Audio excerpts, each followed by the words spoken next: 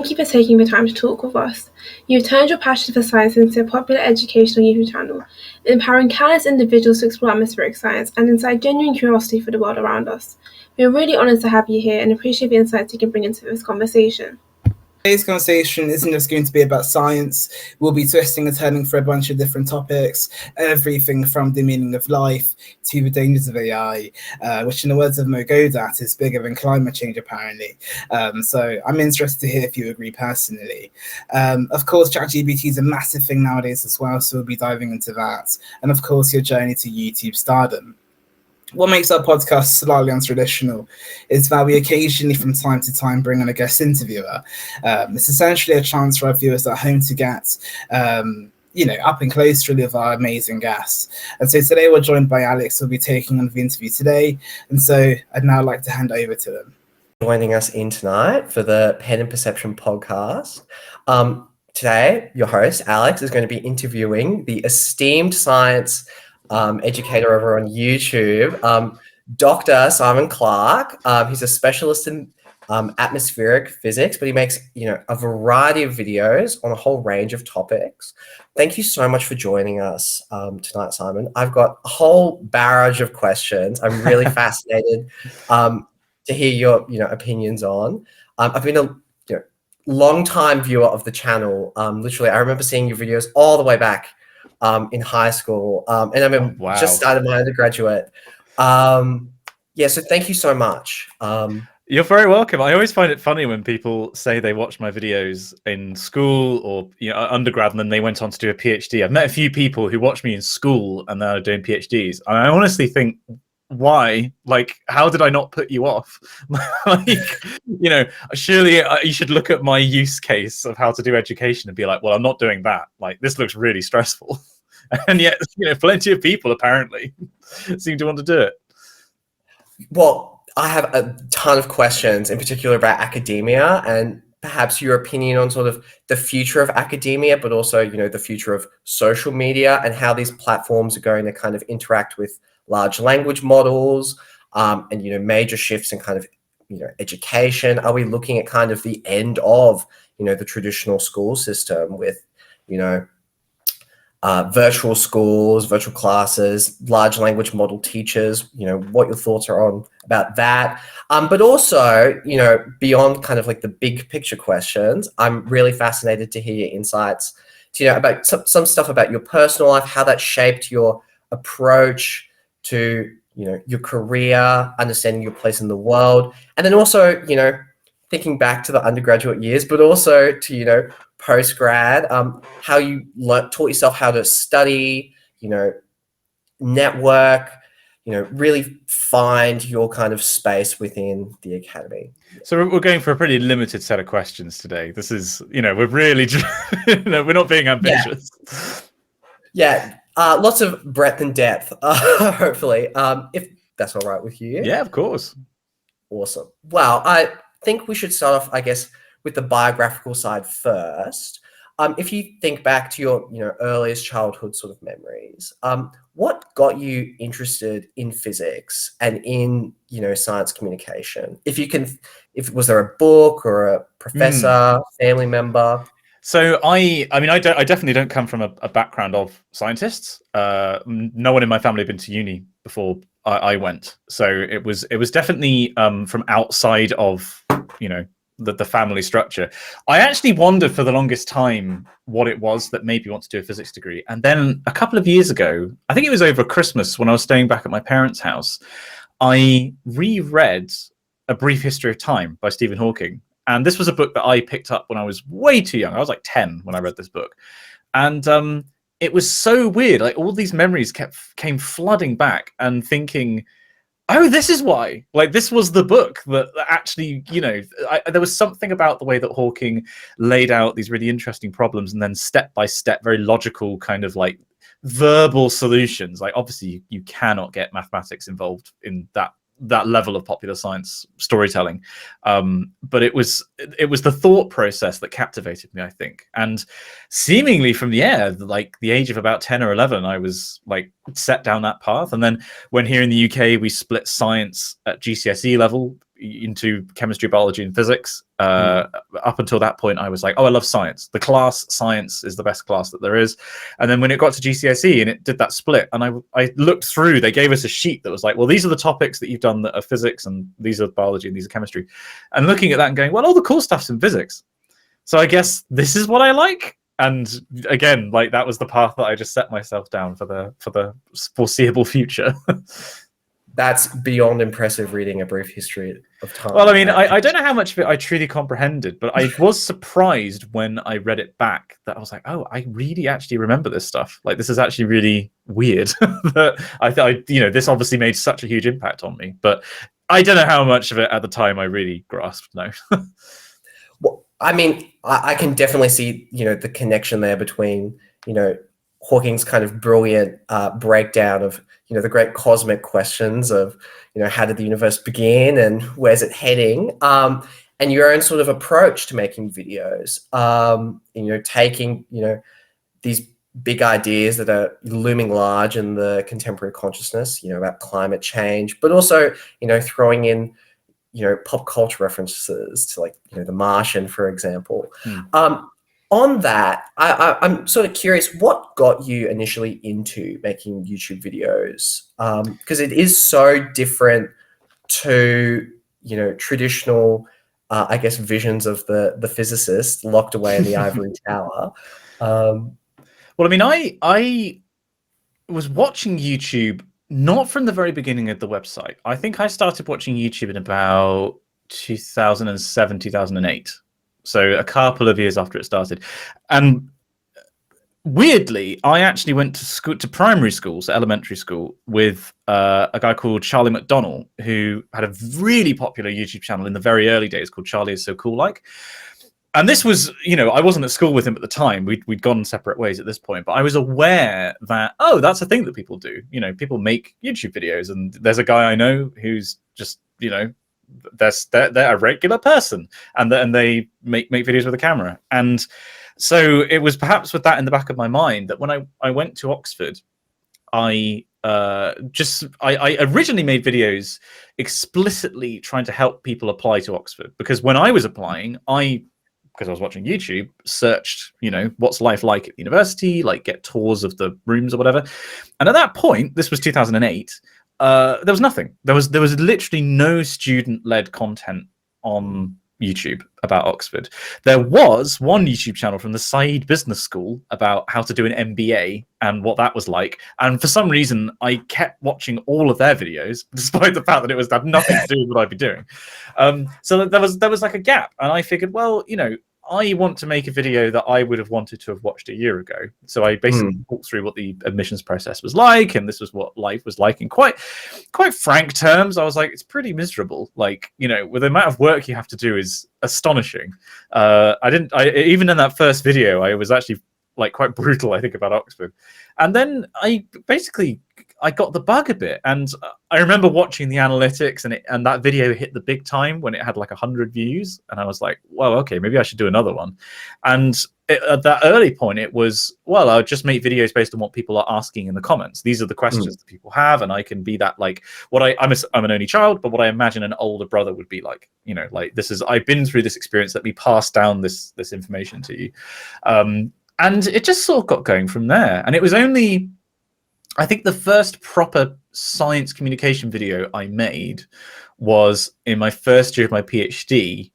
Yes, it was. I made a video that was basically a retelling of one of Richard Feynman's thought experiments from I think it was 6 Not So Easy Pieces, where he talks about how you can derive one of the key results in special relativity by just imagining 2 mirrors moving and a photon of light bouncing between them. And I just read this in the book and thought, oh, I can make a video about that. Like, I've got the technology, I've got the know-how and editing stuff to tell that on video and do it kind of convincingly. And that did all right. And in a weird, bizarre twist of fate, my friend Charlie retweeted it. And I think that was like a bit of a boost that then set me down that path. So it was it was originally very much access and sort of social justice and helping people from my kind of background. I went to a state comprehensive school, didn't know anybody. Actually, know one person who went to Oxford to do science, and that was it. And it was then morphed over time into, well, this is just the things that I think I can do and I think are important and I wanted to get better at doing. And that eventually became my job.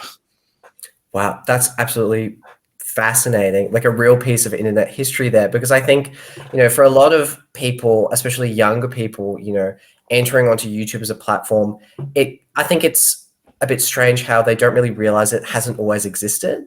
And so, your really like pioneer experience, going onto YouTube and contributing to, and it's a real genre now of content, the university preparation content, especially with these really prestigious universities. That's absolutely fascinating. I kind of like, you made it sound like I was like an old West pioneer, like I was on the Oregon Trail. And to be fair, I remember thinking when I first learned about this, like, what kind of idiot would be a settler in the Wild West? Like, there's no infrastructure, there's no support. If things go tits up, you're dead. And that is literally how I feel about my early videos. So actually, that is not a completely inappropriate comparison. Well, just on that, and so you talked kind of about your struggles, I guess, with your undergraduate, like the really intense workload. So I've kind of got like a twofold question from that. One of my questions is, how did you cope with that? Because you're obviously very intelligent to be able to, run with, physics, especially theoretical physics at Oxford. But at the same time, my second question is, there's a real sort of romanticization right now in the popular consciousness of like dark academia and sort of, overworking yourself to achieve academic success. And it's really being romanticized both in the contemporary media, but also, on social media. So I'd just like to hear your thoughts on both of those things. I despise dark academia. As a genre, it is one of my least favorite things in the entire world. Partly because it's pretension for the sake of pretension, and because of my background, that I just hate that as a thing. Like that's just the exact opposite of what I try to do. I think, I mean, there's a I suppose you could argue, is this sincerity or is it authenticity? Where it's like, I just want to believe the things I say and do the things that I want to do. And I feel like dark academia is all about pretending you're something you're not. And I think also, based on my experience, it's pretending that you are going through an experience that doesn't exist. Like, you are not some moody 19th century villain planning their return by listening to this YouTube playlist in your university library. You're not. You're struggling to do a problem sheet about basic mechanics. Like, let's not romanticize what's going on here. I hate the genre. And I feel like it trivializes how difficult undergrad.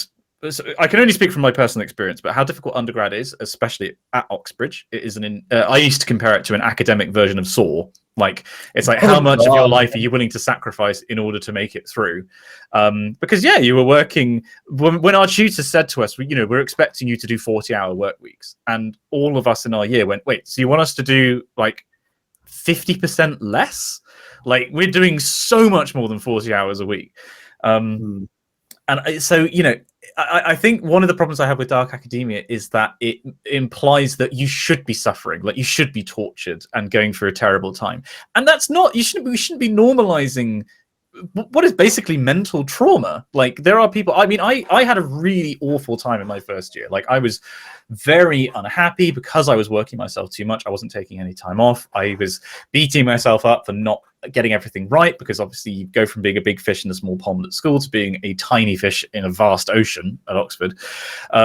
And, thinking that, I'm not good enough and all this kind of thing. And this idea that, you should be tortured. You should be this brooding figure in the corner who's mulling over their own imperfections. Like, no, therapy, talk to someone, get help. Like the opposite, the exact opposite of everything that movement stands for. And, there are people who have it even worse than me. There is a significant dropout rate at Oxbridge in particular, because it is so horrible. And much as the university does, and I do genuinely believe they do want to improve their students' mental health, and they do take it seriously, they don't have the resources to give adequate mental health provision to absolutely everybody.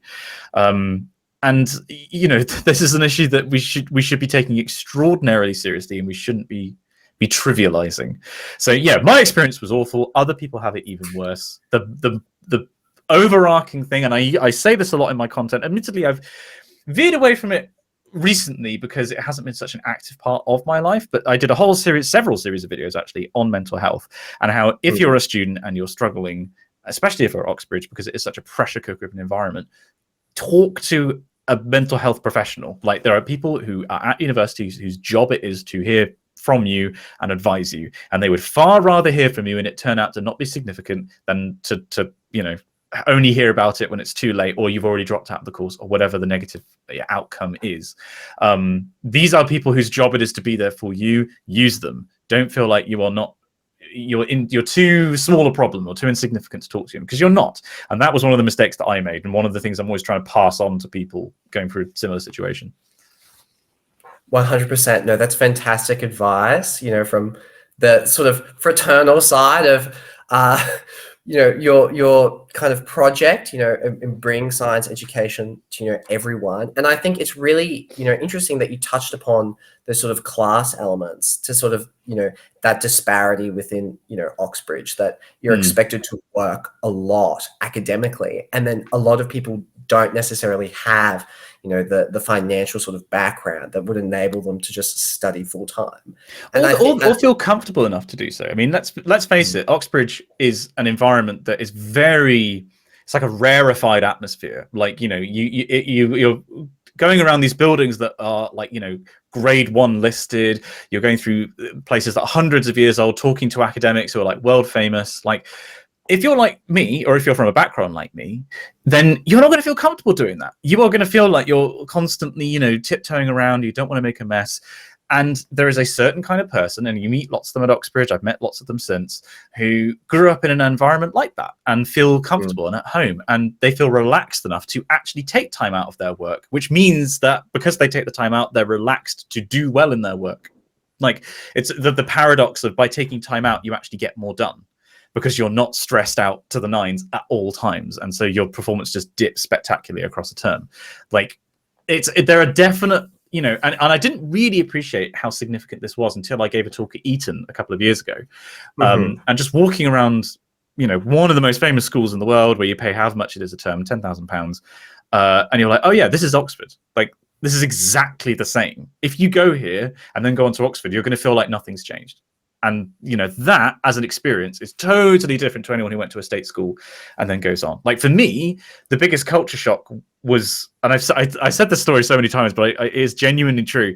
My biggest culture shock when I went to Oxford was when I used the public bathrooms in St. Peter's in my college, that was there for visitors of the college or whatever, and there was a soap dispenser on the wall. Like, it hadn't been smashed off the wall, which was what I was used to from my school. Like, that was the moment where I was like, oh, everything here is different. Like, I should treat this like I'm staying in a hotel. And I think that was like when I had a big, like a crack appeared in my brain, and like everything had changed. Yeah, the shift in reality, like you're completely different world. No, that's. I apologize for my tissues, by the way. I have apocalyptically bad hay fever at the moment. Like, this is. And it's something that I only realized where the pollen was coming from yesterday when I trimmed our hedge. Turns out that hedge is like stuffed with pollen.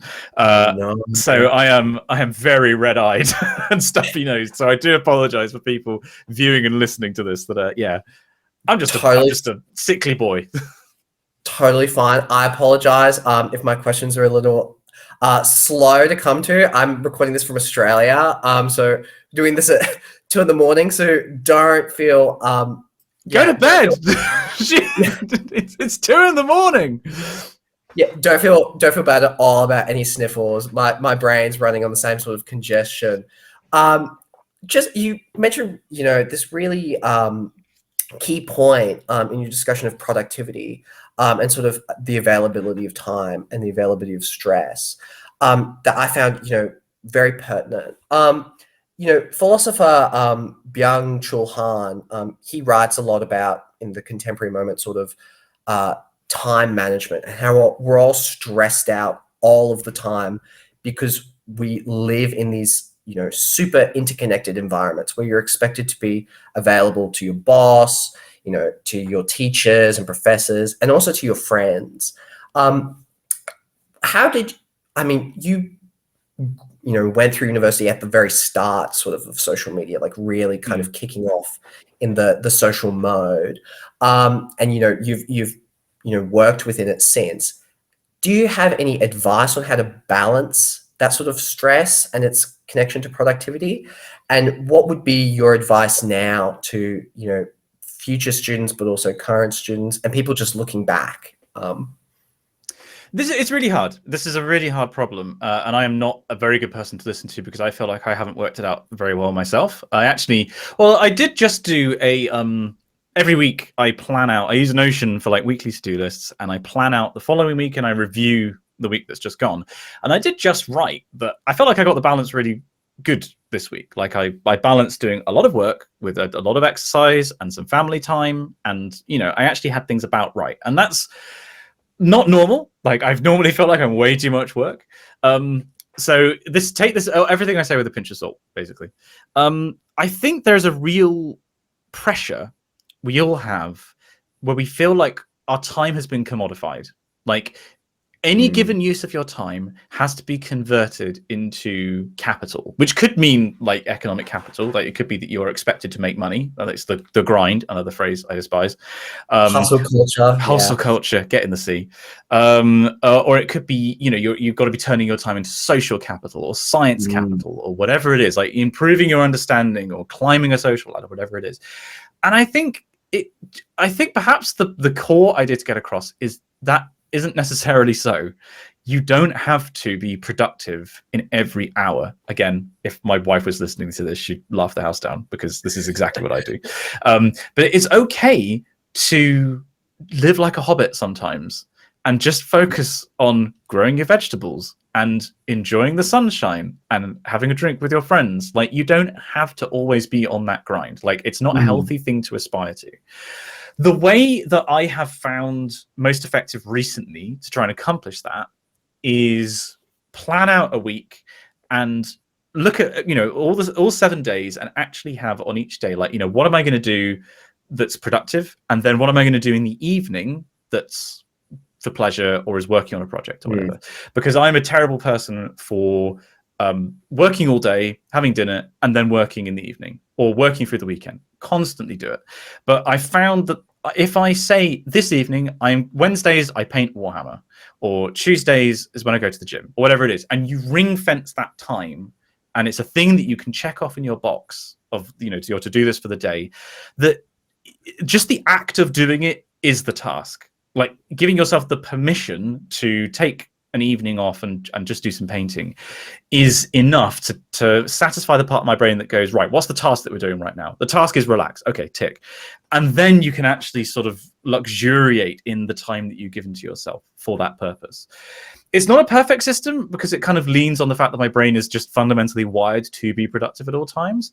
But I seem to have conned myself into thinking that I can be productive by relaxing. And that's not a good, healthy fix, but it's a fix that works for the moment. Other systems are available. They're probably better than mine.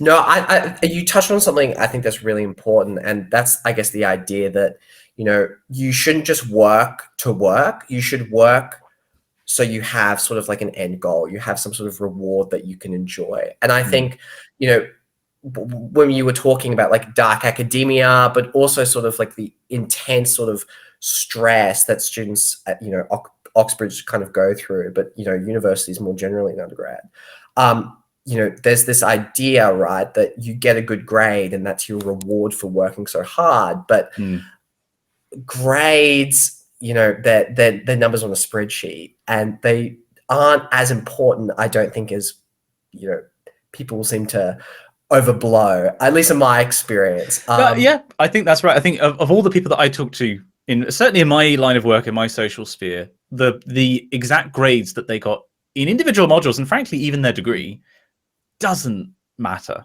Like what matters is, I was about to say the friends that we made along the way. It's not that. What matters is the experiences that you have along the way and how they inform how you live your life going forwards, like how they inform how you're productive, like which could be if you do, you know, extracurricular stuff, if you, for example, are organizing your college ball, or if you're organizing a student society, like I was on the physics society committee, for example, like doing the publicity for that, I think definitely tapped into doing my job now. Like, you know, it's all of those experiences that collectively define who you are and what you can do, and within a job market context, what you can bring to a role. That's actually what matters, not the numbers on the page. Of course, if you are going into academia, things are a little bit different, sure, and there is definitely benefits to getting, say, a 2 in the UK system, a 2-1 or a first or whatever it is. But yeah, it's quite a myopic view, I think, as I had at university, to just focus on the academics and the grades, because, you know, give it a couple of years, no one will care. Like, no one cares that I got a first in my fluid mechanics module. They care that I can talk about it on the internet. And I think that's, yeah, spot on. Just understanding, you know, the kind of pressure cooker environment that sort of insular environment that you remarked on, you know, the goldfish bowl. I mean, it does get bigger, but at the same time, it's still a goldfish bowl. And you're still sort of swimming in everyone else's malaise as they freak out about assignment deadlines. But also, you know, career prospects, you know, if they ever leave the university. I'm fascinated, you know, to just kind of shift the conversation a little bit, to you were talking about engaging with student societies and getting really involved in your community. You know, it's a bit of a cliche to say that we're in an age of disconnection. But, you know, there has been like a real uptick in large language model sort of technology. And already, you know, it's being rolled out from everything from like helpline servicing, so you'll talk to a chatbot rather than a real human being, to, you know, dating apps. So on Tinder, your chatbot can have a conversation with someone else's chatbot, and it's a very sort of bizarre simulacrum where we've got 2 different chatbots talking to one another. I'm interested in sort of what your kind of perspective is, especially working in digital spaces, what your sort of future role is, especially with science education. So, you know, so many students around the world watch your content and, you know, learn from it. Do you think, though, that in the near future, people like you, or like the industry in general, is going to move towards these AI teachers? The honest answer is, the only thing I know for sure is that I don't know what's going to happen. I think that we are on the cusp of a similar societal transformation as occurred when smartphones became popular. Like, for example, when the first iPhone came out, that was kind of like the release of ChatGPT. I know that it's going to be immensely disruptive, but I don't know exactly what that's going to look like. I think from a content producer's perspective, what we're probably going to see is a lot of AI generated content in a way that is just going to saturate a market, but it's going to be low quality. I think the nature, and I don't see this changing with larger data sets or more sophisticated training. I think the nature of AI generated content is that it is not lowest common denominator, but it's perhaps simpler and more, perhaps lowest common denominator is kind of the phrase that I'm looking for. It's not bespoke and it's not artisanal. I think I probably see my future as a baker in a world where supermarkets sell bread. Like, yes, you can get a basic loaf of bread from Tesco's down the road, or if you enjoy bread, or if you have the budget for it, then you can go to an artisan baker and they'll sell you a loaf for twice as much, but it's going to taste completely different. That's probably what human content creation is going to be like in the future. We're not going to be the people who will be making, you know, the basic news broadcast of the day, or a basic introduction to, hey, this is how you program in Python, or whatever. I see my role as someone who does the more high end and the more human, I suppose, like the more individual content. Now, there's maybe people hearing this who think that I'm being naive and that this can be replaced. I think that one of the roles of an individual creator, and, you know, use the word artist very, very loosely, is that you are, you're innovating. Your whole point is that you're making stuff and doing things that no one else has tried before. And the very nature of large learning models is that they are trained on data sets. They can only really replicate or roughly extrapolate on what they have seen before. And yes, that is kind of how humans work. But I have yet to see any evidence that indicates that those models are going to be capable of matching humans' capacity for imagining something entirely new.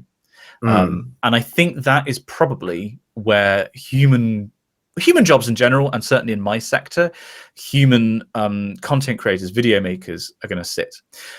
As to education more broadly, I don't know. I would like to think that there is always going to be a role for human educators in the school system, because I think one of the large aspects of formal education is the social aspect, not just with your peers, but also with your teachers, with your superiors, and how you develop social relationships with those people. I think entirely automating that step, while in theory could be possible, I think you would lose out on the quality of support you can give a student. At least in my experience, I'm sure there'll be people who had to go to classes with 100 people plus in each one who would say, I'd love to have a chatbot who could actually answer my questions and take the time. Sure. I think in that context, yes, it absolutely makes sense.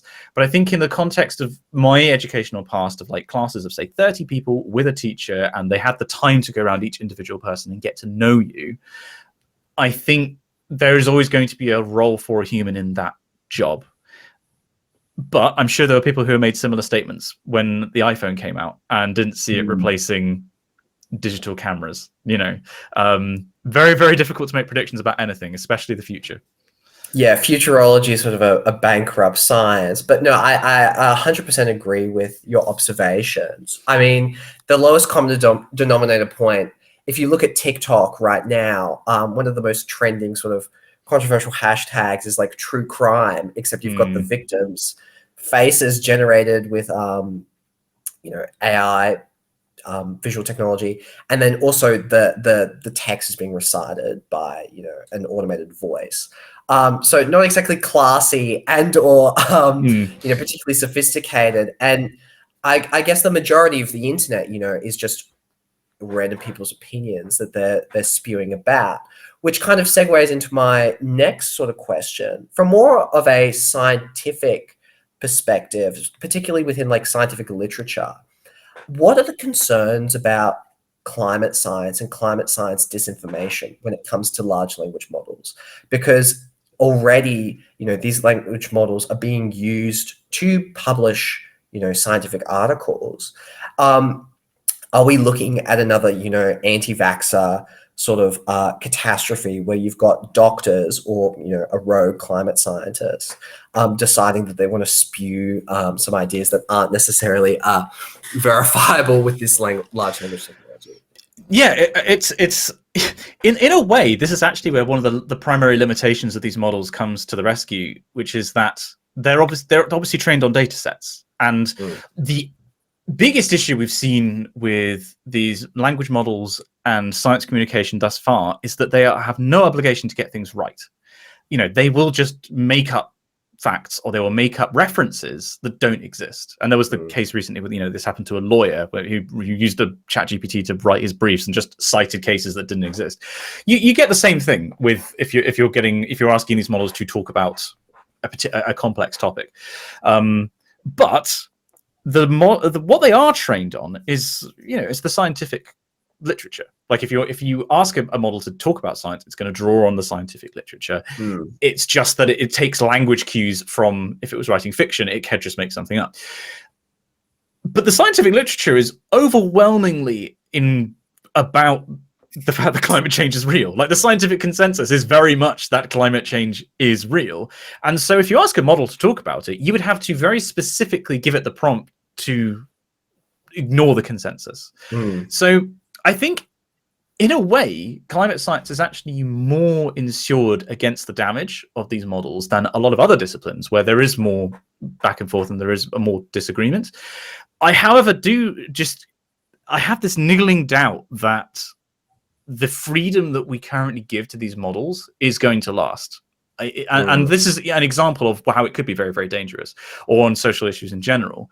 I can't help but wonder if, and I don't know if this is because my sci-fi background is largely Warhammer 40,000 and also things like Blade Runner, that we are going to actually end up fearing the artificial intelligence for what it can do without oversight, and that we just simply won't allow it. There will be some kind of policy that will just blanket ban this as too dangerous a technology. I think that's a possibility. And I think if it doesn't happen, as I said, climate is perhaps a little more insured against it. But it doesn't pose any more of a threat to the conversation, the discourse around climate science, than it poses, I think, to any other social issue. If anything, maybe we're actually slightly better off.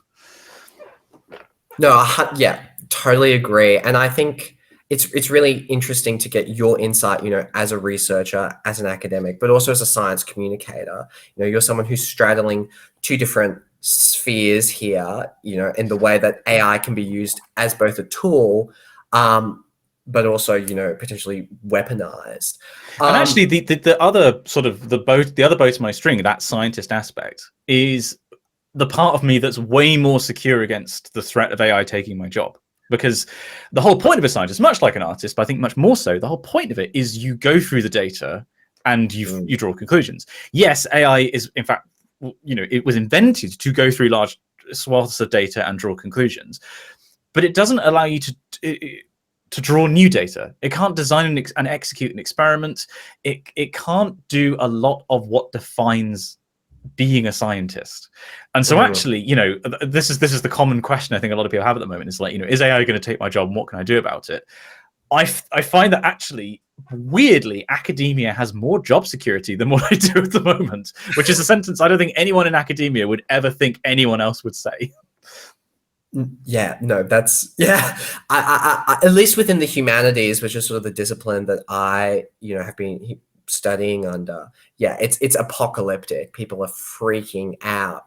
I don't know how much of that is just the humanities not necessarily being in touch with the science as they tend to be, or if it's just they're a little more bleaker in those departments. But no, 100%. Like the role of sort of specialist, individually customized content, that has kind of that human touch, like a carpenter or like a baker, 100%, I think will continue to exist. On sort of, using, but you brought up the point that scientists, have to go through these huge data sets. And, that's why we have computers. Modern mathematics, for example, doesn't really rely upon, arithmetic, calculators. We've got these huge supercomputers that can run computation, so you can deal with algebraic rings and not have to, add all of it up individually. On that, would you endorse sort of like the use of AI technology for studying, especially within university contexts or even in high school? And, how does that kind of connect to what I think is sort of a culture of, autodidacticism within, YouTube that, you have contributed to? So this idea that we can teach ourselves things, separate on the internet without having to engage in like a traditional classroom setup. I think there's two strains of thoughts that are running parallel at the moment. Firstly, is actually something we've already talked about, which is this idea that university isn't about the grades you get. University is about how you get to the grades. It's about the processes that you go through in order to understand the material, and that's what allows you to do stuff going forwards. If you view university as an exercise in, I must achieve this by any means necessary, then using an AI tool makes absolute sense. However, once you leave university, you are then bereft of the skills necessary to replicate that. Like, you are not necessarily going to be dropped in a situation where AI tools are going to be appropriate. Like, a significant amount of the point of getting a degree is teaching you how to think and how to process information and draw your own conclusions and then act on those conclusions. And that's within your subject and also in extracurriculars. And I think by using AI tools, you don't go through that process, and you go straight from A to C without worrying about the mechanics of B. That is only a problem if, as a society, we value it. we value the understanding of the mechanics of B. And I mean, I'm reminded of I think it was the Greatest Generation podcast, which is one of my favorite podcasts about Star Trek, that talks about how in the future of Star Trek, they seem to depict competence as not necessarily having technical skills or understanding stuff, but being able to access information and use it quickly. So in a Star Trek future, someone who could use AI tools such as the computer on the ship is much more valuable to you than someone who, you know, knows how to do a literature analysis and present you a written report, right? Like, so if as a society we are trending towards valuing the ability to use AI tools, then yes, it makes sense for you to use them. But I don't think that we are at a point where all of our society is governed by that value system. I think there's always going to be value in the understanding of the mechanics and in those other thought processes and methodologies. I think that it would be it's the whole work smarter, not harder thing, right? Like there are definitely there are going to be tasks, there are going to be elements that you could run through AI because that's realistically probably what you're going to do outside of university. You may not want to read a huge 200-page corpus of text. You might say, can you summarize this for me? And knowing how to do that and having that information pathway in your head is probably actually going to be valuable to you outside of university.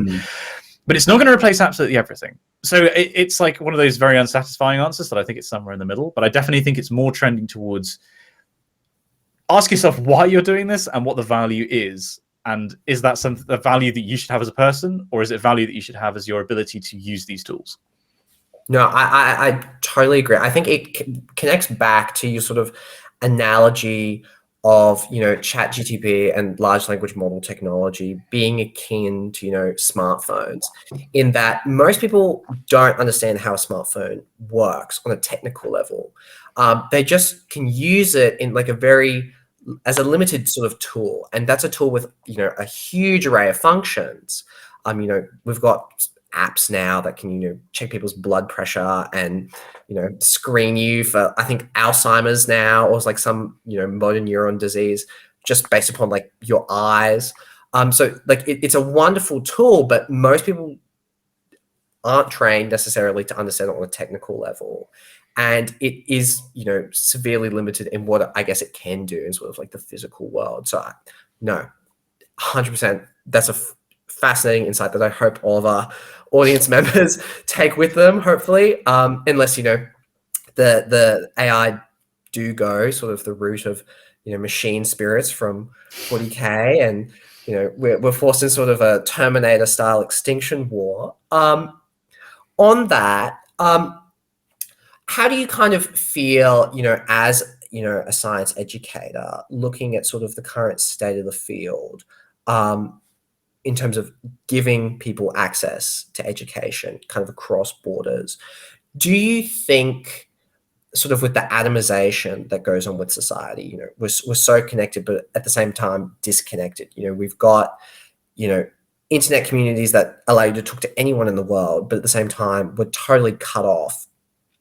Do you think then that these kind of tools, these kind of methods of connecting people on science education will remain sort of valid? They're going to keep on keeping on, I guess. Do you see YouTube as remaining sort of a career path you can stay on, hypothetically, if, you know, the AI? To use another analogy, and I think I probably said this about 10 years ago originally, is that I think YouTube is currently, well, this was 10 years ago, so was 10 years ago, in a similar place to sort of radio was in like the 20s or 30s. It was this new, you know, revolutionary new way of connecting people that people didn't understand. And I think if you ask someone in the 20s, are you going to make a career until you retire? Do you think you're going to work in radio? Like, I don't know. I think, and my friend Tom Scott, he has this saying that YouTube is a job, not a career, which I think is accurate, but I think no one really knows if it could be a career or not. I think it would be, I personally think it would be rather foolish to think that YouTube will still be around in, say, 40 years when I may be retiring or whatever, because we simply don't have precedent for that. And given the nature of tech companies, they don't seem to have a terribly long shelf life. Google is about as stable as they come. Like, it's very difficult to imagine Google folding at any point soon. But in terms of sort of, where this field is going, I don't see it going anywhere anytime soon. I think the reason that science communication is popular is because people are curious about the world. Like, people are innately, if not isn't interested in formal education, they want to learn more about what's going on in the world around them and the underlying mechanisms of it and cool examples of it. There are lots of different slices of science communication. And I don't see that fundamental human interest, that human desire going away anytime soon. So whatever it is that replaces online video, because as far as I imagine, as long as there's online video, there's going to be YouTube. Whether that's the metaverse, probably not, or whatever it is, I think whatever replaces online video, there will always be a science communication component to it. And I really like doing what I do. I think if that change were to come, that passing of the torch were to come in the next 20 or 30, say 20 years, yeah, I would probably follow it onto whatever that new format would take, in the same way that David Attenborough moved from, doing radio and black and white TV to color TV and then to streaming services. Like, I would follow the thing that I really like doing and I see has value. But I really don't know what it could look like. The idea of acting as like a tour guide to the universe in some Matrix like simulation that people plug into it's baller. Like, I like the idea of doing that a lot. Like, that's like a really rad idea.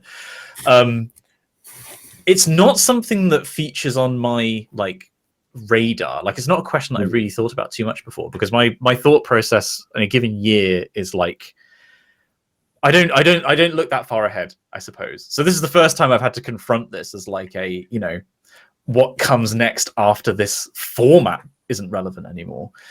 And yeah, I honestly, I don't know, but as long as it doesn't happen at the point where I'm too old and I can't change my mind and I'm obstinate, like, I see myself following whatever path it is that allows me to talk to people and see that spark in people's either eyes or the comments of when they understand something new and cool that I think is interesting.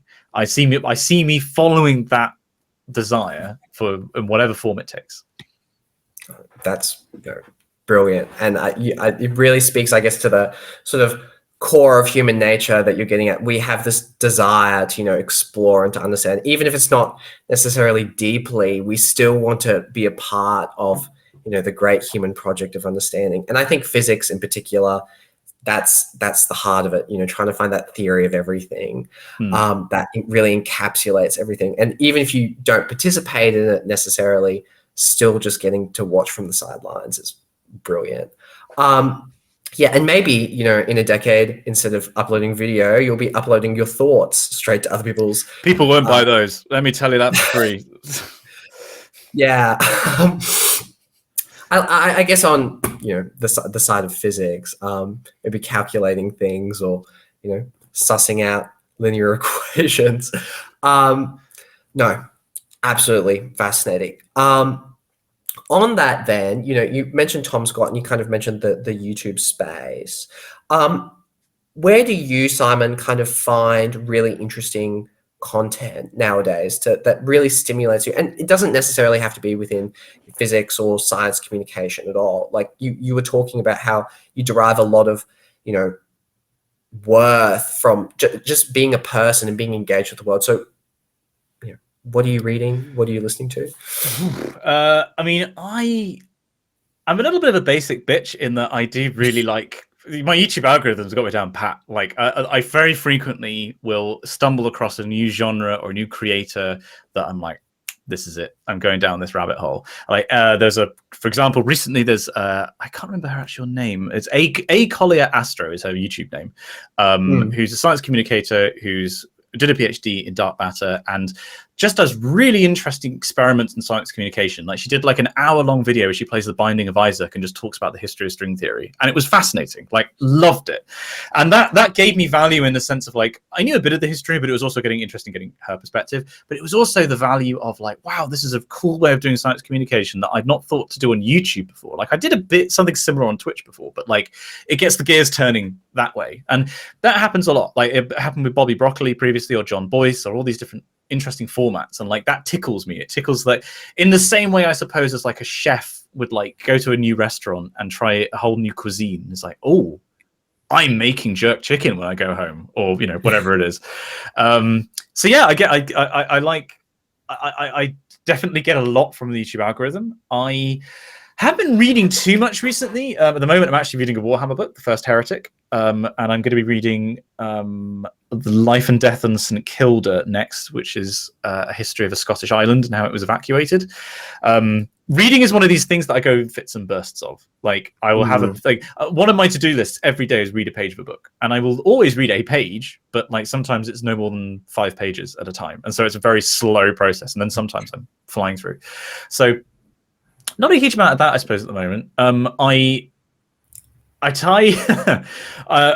discovered an exercise hack which has severely curtailed my discovery of new TV, which is that I go to the gym, I sit on a stationary bike, and I watch an episode of Star Trek. And then I listen afterwards to the Greatest Generation podcast about that episode of Star Trek. And that's a significant portion of how I consume media these days is old Star Trek. I'm in season 3 of Voyager at the moment and listening to a podcast about it, which in itself I do take a lot from, because they're 2 guys who do film and TV production, and so they're like talking about I thought it was interesting they did this shot because it meant they could reuse this element from a previous episode or whatever it is.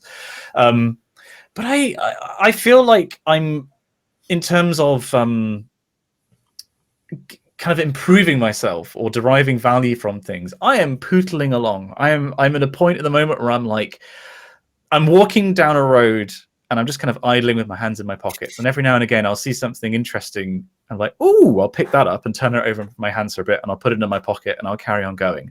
Like, I'm not in a race to get anywhere. I'm not methodically searching through everything in the ditches on the side of the road, but I am at a point where I'm happy doing what I'm doing and discovering things along the way, because there are these channels that just, that algorithmically, for the most part, bring these things to me. But also, something I'm trying to get better at is talking to other people who do similar jobs, like talking to other science creators in particular. Like, there's a project that I'm working on at the moment where I'm hopefully going to be talking to science YouTubers and science communicators about how they approach their projects. And I'm really excited about that, because it doesn't happen at other points in my life. Like, my friends who live nearby, like, we go out for drinks or whatever, or we'll have a barbecue, we do something like once a week, and they're ordinary people. One of them's a policeman officer, one of them works in HR, one of them works in communications, one of them works for the government, and it's like, it's an interesting mix, but at no point is it like you're advancing how I do my job. You're making me a better human being, because we're spending social time together and I'm getting more context about how other people, normal people, live their lives. And so, yeah, I am excited about this idea of actually talking shop with YouTubers in a really quality setting. So, yeah, at the moment, I'm like, I'm fine in my lane. Maybe I'll start running rather than pootling along the road soon if something takes my eye. No, that's so interesting. And especially, I guess, your point about, understanding leisure time and work time, and kind of the really interesting boundaries between those, different, distributions of time, and how you get utility from both and perspective from both. And I think that's very, the one thing that worthwhile. I would like to do more of at the moment, like the one part that I would like to tweak the dial, is I'd like to do more creative stuff in terms of like art and music. So like I previously sang a huge amount. And I was in a scratch choir recently in Bath, where I've done 1 or 2 singing gigs recently, but I would like to do much more of that, and I'd like to actually dedicate more time to doing miniature painting. So that's my other big kind of passion, and a lot of the stuff I watch actually on YouTube is, rather than science stuff, is actually how to paint Warhammer models, and like videos from the people that win awards and talking about specialist techniques and like all that kind of stuff. And it's great to watch that, but I'd actually like to spend more time practically doing things with my hands and making things. And it's only been recently, because I took sort of some time out from work earlier this year, and I had a very long period last year where things just kept happening. It was like, I got married, we moved house, we adopted a cat, we had all the work to do on the house, and it was like, then it was Christmas, and then we had a sort of family health emergency at the start of this year. And it's only really been recently, it's the first time in about a year where I've been like, oh, let's slow down and feed a little bit and actually get on with creative stuff. So I'd like to dedicate more time to that. I haven't got the balance exactly right yet. No, yeah.